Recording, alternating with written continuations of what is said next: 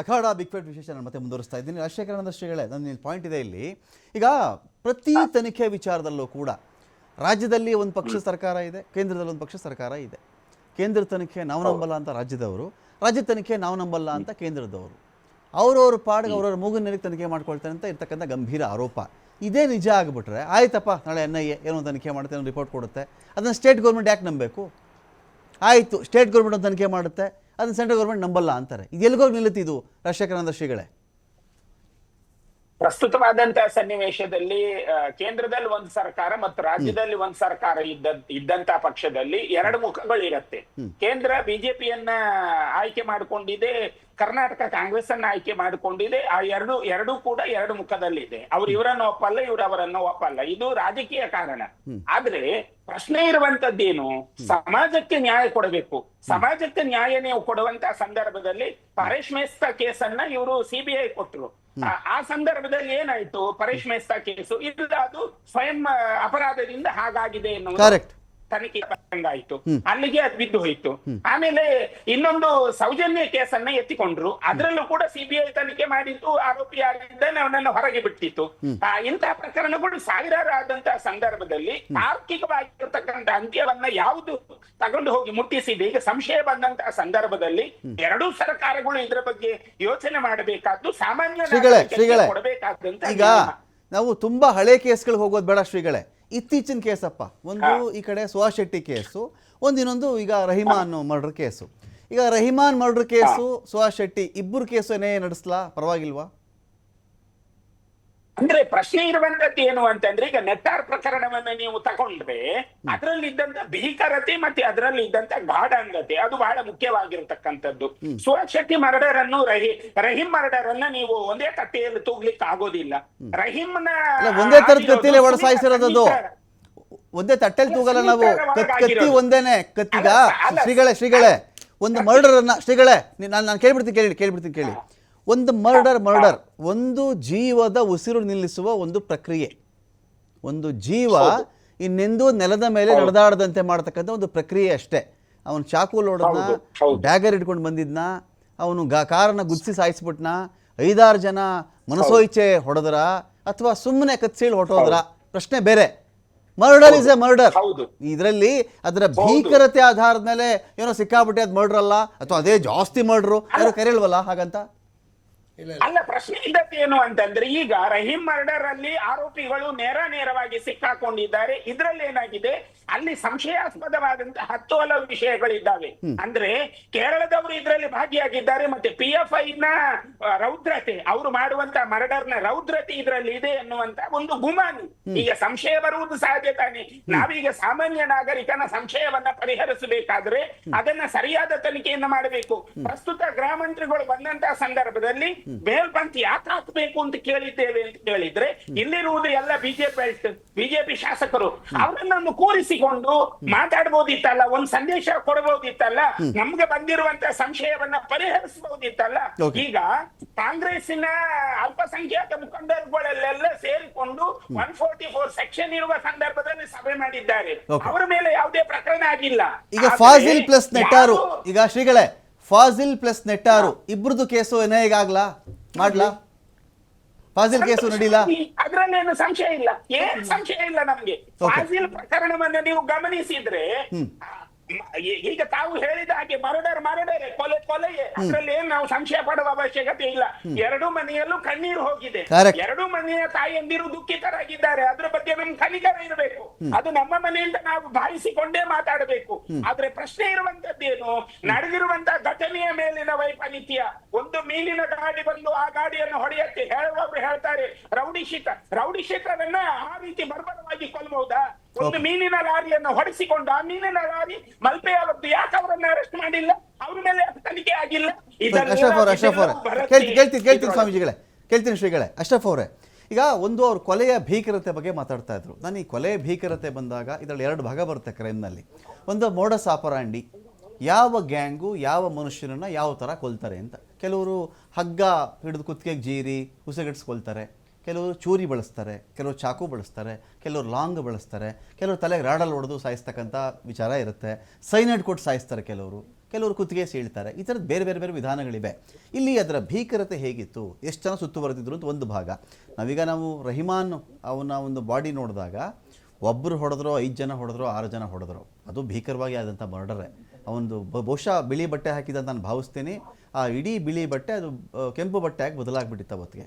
ನಾವಿಲ್ಲಿ ಒಂದು ಮರ್ಡರ್ನ ಭೀಕರತೆಯ ಆಧಾರದ ಮೇಲೆ NIA ನಾವು ಇನ್ವೈಟ್ ಮಾಡಬೇಕಾ, ಅಥವಾ ಮರ್ಡರ್ ಇಸ್ ಎ ಮರ್ಡರ್ ಅನ್ನೋದ್ರ ಮೇಲೆ ನಾವು ಇನ್ವೈಟ್ ಮಾಡಬೇಕಾ NIA ಅಂತ? ಅದು ಯಾವ ಥರ ಹೊಡೆದ್ರು ಕೂಡ ಅದು ಮಾಡ್ರೆ, ಅದು ಕತ್ತೆಯಲ್ಲಿ ಕೊಲ್ಲಿ, ಕೈಯಲ್ಲಿ ಕೊಲ್ಲಿ, ಯಾವ್ದು. ಈಗ ಅಶ್ರಫದ ಹತ್ಯೆ 25-30 ಜನ ಸೇರಿ ಕೈಯಲ್ಲಿ ಆ ದೊಣ್ಣೆಯಲ್ಲಿ ಎಲ್ಲ ಹೊಡೆದುಕೊಂಡ್ರಲ್ಲ, ಅದು ಹತ್ಯೆನೇ ಹಾಗೆಲ್ಲ. ಈಗ ನಮ್ಮ ಇವರು ಗಣೇಶ್ ಅವರು ಒಂದು ಮಾತು ಹೇಳಿದ್ರು, ಎಂತಂತ ನಾವು ದಬ್ಬಾಳಿಕೆ ಮಾಡಿದ್ವಿ, ನಾವು ರಾಜೀನಾಮೆ ಕೊಡ್ತಂತ ಗುದ್ದು ಮಾಡಿದ್ದು ಅಂತ ಹೇಳಿ. ಇವ್ರದ್ದು ನಮ್ಮ ಮಾಡ್ರಿ ಹೋಮ್ ಮಿನಿಸ್ಟರ್ ಬರುವಾಗ ಅಲ್ವಾ. ಹೌದು, ಇವು ಪ್ರವೀಣ್ ನೆಟ್ಟಾರ್ ಕೊಲೆ ಆಯ್ತಲ್ಲ, ಇದೇ ಬಿಜೆಪಿ ಸರ್ಕಾರ ಇರುವಾಗ ಸುಳ್ಯಕ್ಕೆ ಇವರೆಲ್ಲ ಸೇರಿಕೊಂಡು ನಳಿನ್ ಕುಮಾರ್ ಕಟೀಲ್ ಕಾರ್ ಅಡ್ಡ ಹಾಕಿ ಅವರನ್ನು ಕೊಲ್ಲಿಕೊಂಡು ನೋಡ್ಲಿಲ್ವಾ, ಆಕ್ರೋಶ ಮಾಡ್ಲಿಲ್ವಾ, ಅವರನ್ನು ಇದು ಮಾಡ್ಲಿಲ್ವಾ, ಎಣ್ಣೆ ಕೊಡ್ಬೇಕು ನೀವು ಏನ್ ಮಾಡ್ತೀರ, ಅವರೇ ಸರ್ಕಾರ ಇರುವ ಅವ್ರು ಮಾಡ್ಲಿಲ್ವಾ? ಅದು ಸಹಜ ರೀ. ಅದು ಒಬ್ಬರನ್ನು ಅಮಾಯಕರನ್ನು ಈ ರೀತಿ ಕೊಲ್ಲುವಾಗ, ಪದೇ ಪದೇ ಈ ರೀತಿ ಜಿಲ್ಲೆಯಲ್ಲಿ ಆಗುವಾಗ ಅದು ಸಹಜ. ಅದು ಕೆಲವೊಂದು ಹಕ್ಕು ಅದು ಇದೆ. ಯಾರು ಮತ ಕೊಟ್ಟಂತ ಸರ್ಕಾರ ಇದೆ ಅವರಂತ ಕೇಳುವ ಪ್ರಶ್ನೆ ಮಾಡುವಂತ ಹಕ್ಕು ನಮ್ಮ ಎಲ್ಲರಿಗೂ ಕೂಡ ಇದೆ. ಆ ರೀತಿ ನಾವು ಕೇಳಿದ್ದೇವೆ. ಒಂದು ಮಾತು ನಾನು ಹೇಳಲಿಕ್ಕೆ ಇಚ್ಛೆ ಪಡ್ತಾ ಇದ್ದೇನೆ, ಇವತ್ತು ನಮ್ಮ ಜಿಲ್ಲೆಯಲ್ಲಿ ನಮಗೆಲ್ಲ ಬೇಕಾದ ಶಾಂತಿ ಅಲ್ವಾ. ನಾವು ಈ ಅಶ್ರಫ್ ಹತ್ಯೆ ಆಯ್ತು, ಬಾಬಾ ಒಂದು ಕೇರಳದ ಬಂದ ಒಂದು ಮಾನಸಿಕವಾದ ವ್ಯಕ್ತಿ, ಅವನಿಗೆ ಏನು ಗೊತ್ತೇ ಇಲ್ಲ. ಅವ್ರು ಕ್ರಿಕೆಟ್ ಆಡುವಾಗ ಒಳಗೆ ಹೋಗಿ ಬಾಟಲ್ ಹಾಕಿ ಅವರು ಗುಜರಿ ಕೊಡುವಂತ ವ್ಯಕ್ತಿ, ಅವರನ್ನು ಏನೋ ಒಂಥರ ಪಾಕಿಸ್ತಾನ ಜಿಂದಾಬಾದ್ ಹೇಳಿಕೊಂಡು ಹತ್ಯೆ ಮಾಡಿದ್ರು. ಪಾಕಿಸ್ತಾನ ಜಿಂದಾಬಾದ್ ಹೇಳಿ ಹತ್ಯೆ ಮಾಡ್ಲಿಕ್ಕೆ ಇವರಿಗೆ ಅಧಿಕಾರ ಯಾರು ಕೊಟ್ಟಿದಾರಾ? ಅದರ ಸುಹಾಸ್ ಶೆಟ್ಟಿ ಹತ್ಯೆ ಆಯ್ತಲ್ಲ, ಸುಹಾಸ್ ಶೆಟ್ಟಿ ಹತ್ಯೆ ಆಗುವಾಗ ಒಬ್ಬ ಇವರ ಮುಖಂಡರು ಅಲ್ಲಿ ಕುತ್ಕೊಂಡು ಮುಸಲ್ಮಾನರಿಗೆ ಬೈದು, ಮುಸಲ್ಮಾನರ ಜಿಯಾದ್ ಲವ್ ಜಿಯಾದ್ ಅಂತ ಹೇಳಿ ಬಂದು ಕರೆ ಕೊಟ್ಟು, ಎಷ್ಟು ಸಮಾಜಕ್ಕೆ ಮುಸಲ್ಮಾನರು ಬಿಡಿ ಒಂದು ಬಂದು ಕರೆ ಕೊಟ್ರೆ ಬರೇ ಮುಸಲ್ಮಾನ್ಗೆ ತೊಂದರೆ ಅಲ್ಲ, ಅದರಲ್ಲಿ ಇಡೀ ಸಾರ್ವಜನಿಕವಾಗಿ ಎಲ್ಲರಿಗೂ ಕೂಡ ತೊಂದರೆ ಆಗ್ತಾ ಇದೆ ಅಲ್ವಾ. ಯಾರಿಗೂ ಬಂದು ಕರೆ ಕೊಟ್ರೆ ಯಾವ್ದು ಗಲಾಟೆ ಆದ್ರೂ ಕೂಡ. ಆಗ ಅವತ್ತು ಇವರು ಹೇಳುದು 5-6 ಮಂದಿ ಇರ್ತಾಯ್ತಲ್ಲ, ಯಾರು ಹೊಣೆಗಾರ ಅದಕ್ಕೆಲ್ಲ? ಇವರು ಕುತ್ಕೊಂಡು ವಾಪನಾಗಿ ಅವರು 4 ಕೊನೆ ಮಧ್ಯದಲ್ಲಿ ಭಾಷಣ ಮಾಡುದಲ್ಲ, ವಾಪನಾಗಿ ಚಾಲೆಂಜ್ ಹೊಡಿತಾ ಇದ್ದಾರೆ, ನಾವು ಈ ರೀತಿ ಕೊಲ್ತೇವೆ ಅಂತ ಹೇಳಿ. ಸುಹಾಸ್ ಶೆಟ್ಟಿ ಅವನು ಯಾವ ತರ ಆ ರೀತಿ ಕೊಲ್ಲುವಂತ ವಾಪನ ಚಾಲೆಂಜ್ ಆಡುವಾಗ ಸರ್ಕಾರ ಇರುವ ಪ್ರತಿನಿಧಿ ಏನು ಕ್ರಮ ಕೈಗೊಳ್ತಾ ಇಲ್ಲ, ಅವ್ರಿಗೆ ಆಕ್ರೋಶ ಮಾಡುದು ಸರಿಯಲ್ಲ. ನಾವೇನು ತಪ್ಪು ಮಾಡ್ಲಿಲ್ಲ.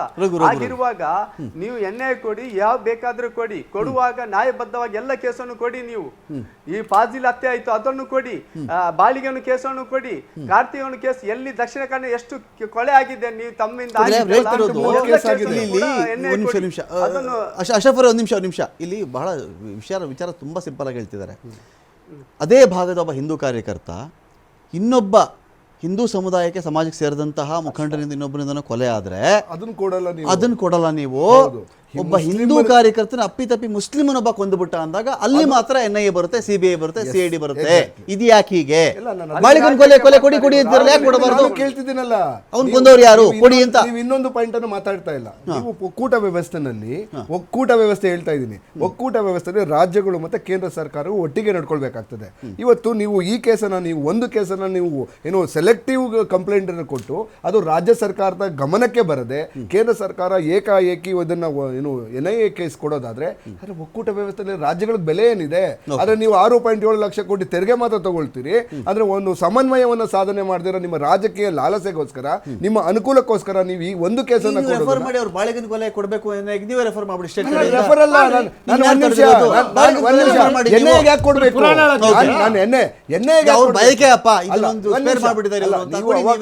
ಅವಾಗ್ಲೇ ಅವರು ಏನು ಈಗ ಇವರ ತಾಯಿ ಸುಹಾಸ್ ಶೆಟ್ಟಿ ಅವರ ತಾಯಿ ಒಂದು ತಾಯಿಯ ನೋವನ್ನು ಮಾತ್ರ ನೀವು ಅರ್ಥ ಮಾಡ್ಕೊಂಡು NIA ಕೊಡೋದಾದ್ರೆ ಬೇರೆ ತಾಯಿಯವರ ಕೇಸನ್ನು ಯಾಕೆ ತಗೊಳ್ಳಿಲ್ಲ ನೀವು? ಅಂದ್ರೆ ಬೇರೆ ತಾಯಿ ಮುಸಲ್ಮಾನ ತಾಯಿಯ ನೋವಲ್ವಾ? ಅರ್ಜಿ ಬರೀರಿ ಸ್ವಾಮಿ ನೀವು, ನಿಮ್ ಸರ್ಕಾರ. ಈಗ ಒಂದ್ ನಿಮಿಷ, ನಾವು ನಮ್ಮ ಸರ್ಕಾರ ಸಮರ್ಥವಾಗಿದೆ, ನಮ್ಮ ಪೊಲೀಸ್ನವರು ಸಮರ್ಥರಾಗಿದ್ದಾರೆ. ಆದ್ರೆ ಈ ಪರ್ಟಿಕ್ಯುಲರ್ ಕೇಸಲ್ಲಿ ಸುಹಾಸ್ ಶೆಟ್ಟಿಯ ಕೇಸಲ್ಲಿ 1-2-3 ಆಯಾಮದಲ್ಲಿ ನಾವು ಚರ್ಚೆ ಮಾಡ್ಬೇಕಾಗ್ತದೆ. ಅಂದ್ರೆ ಈ ಯಾವ ಆಯಾಮ ಅಂತ ಹೇಳಿದ್ರೆ, ಒಂದು ಹಿಂದೂಗಳು ಅಲ್ಲಿ 5 ಜನ ಇದ್ರು, ಆ 5 ಜನ ರೆಸ್ಕ್ಯೂಗೆ ಹೋಗಿಲ್ಲ. ಆ ಕಾರಿನಲ್ಲಿ ಕುಳಿತಿದ್ದಂತ ಸುಹಾಸ್ ಶೆಟ್ಟಿ ಅವರ ಸ್ನೇಹಿತರು ಯಾರನ್ನು ಅವರನ್ನ ಸೇವ್ ಮಾಡಕ್ಕೆ ಹೋಗಿಲ್ಲ. ಯಾಕೆ ಹೋಗಿಲ್ಲ?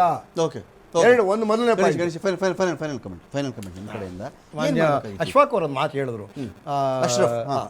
ಅವರೊಂದು ಇದು ಯಾರು ನಮ್ಮ ನಳಿನ್ ಕುಮಾರ್ ಕಟೀಲ್ ಹೋದಾಗ ಸಹಜ ಅಂದ್ರು. ಈ ಸಹಜ ಅನ್ನತಕ್ಕಂಥ ಮಾತುಗಳು ಒಂತೆಲ್ಲ ಹೋದ್ರೆ ಒಂತೆಲ್ಲ ಹೋಗ ಸಹಜ ಬಿಡ್ರಿ ಅನ್ನೋ ಮಾತಿಗೆ ಬರಬೇಡಿ. ಹಂಗಲ್ಲ, ಆಕ್ರೋಶ ಇದೆ ಸಹಜ. ಆಕ್ರೋಶ ಅದೇನೆ ಎಲ್ಲವೂ ನಡೆದಿದ್ದು ಆಕ್ರೋಶ ಮತ್ತೆ ಮದ. ಇದು ಬರ್ಕೂಡ್ದು ಸಮಾಜಕ್ಕೆ. ನಿಮ್ಮಂತ ಹಿರಿಯರಿದ್ದೀರಾ, ನಿಮ್ಮಲ್ಲೂ ಇದ್ದಾರೆ, ನಮ್ಮಲ್ಲೂ ಇದ್ದಾರೆ. ಎಲ್ಲ ಇದರಲ್ಲೂ ಕೂಡ ಹಾಗಲಕಾಯಿ ಇದೆ, ಬೇವಿನಕಾಯಿ ಇದೆ, ಮಾವಿನಕಾಯಿ ಇದೆ. ಸ್ವಾಮಿ ತಿಳ್ಕೊಳ್ಳಿ, ನಾವೆಲ್ಲ ನಮ್ಮ ಮಕ್ಕಳು ಚೆನ್ನಾಗಿರ್ಬೇಕು ಅಂತ ಬಯಸಿದರೆ ನೀನೇನು ಸಹಜ ಅನ್ನೋದು ಬರಬಾರ್ದು, ಹಾಕೂಡ್ದು. ಆಮೇಲೆ ಇದನ್ನ ಯಾಕೆ ಎಣ್ಣೆ ಕೊಡ್ತಿದ್ರೆ ಟೇಬಲ್ ಕುಟ್ಟೋದು ತಪ್ಪು, ನಳಿನ್ ಕುಮಾರ್ ಕಾರ್ ತಳ್ಳೋದು ತಪ್ಪು, ಎರಡೂ ತಪ್ಪು. ಮಕ್ಕಳು ಮರಿ ಬದುಕಬೇಕು. ಹೌದು, ನಾಳೆ ಸಮಾಜ ಚೆನ್ನಾಗಿರ್ಬೇಕು, ಅವ್ರ ಮಕ್ಕಳು ಮುಂದುವರ್ಬೇಕು, ದೇಶದ ಮಕ್ಕಳು ಅವರು. ನೀವು ಎಣ್ಣೆ ಯಾಕೆ ಕೊಟ್ಟಿದ್ದು ಅಂದ್ರೆ ಗ್ರಾವಿಟಿ, ನೀವು ಹೇಳಿದ್ರಲ್ಲ, conspiracy of the criminal murder. ಇದು ಮರ್ಡರ್ ಅನ್ನೋದು ಎಲ್ಲರೂ ಮಾಡ್ತಾರೆ, ಮನೆಯಲ್ಲಿ ಗಂಡ ಹೆಂಡತಿನ ಮಾಡ್ತಾರೆ, ಅದು ವೈಯಕ್ತಿಕ. ಆದ್ರೆ ಇದು conspiracy of the murder in the interest of society. ಸಮಾಜದಲ್ಲಿ ಸಮಾಜಘಾತಕ ಶಕ್ತಿಗಳು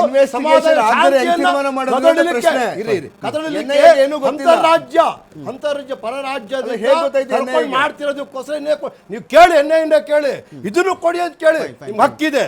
ಐ ಅಗ್ರಿ, ಟೋಟಲಿ ಅಗ್ರಿ. ಎಣ್ಣೆ ನೀವು ಕೇಳಿ, ಸಮಾಜದ ಶಾಂತಿ ಮುಖ್ಯ, ಸಮಾಜದಲ್ಲಿ ಎಲ್ಲರಿಗೂ ನ್ಯಾಯ ಮುಖ್ಯ. ಎನ್ಐಎ ಬಂದಿರೋದು ನ್ಯಾಯ ಕೊಡಕ್ಕೆ ಕೇಳಿ, ಐ ಅಗ್ರಿ. ಬಟ್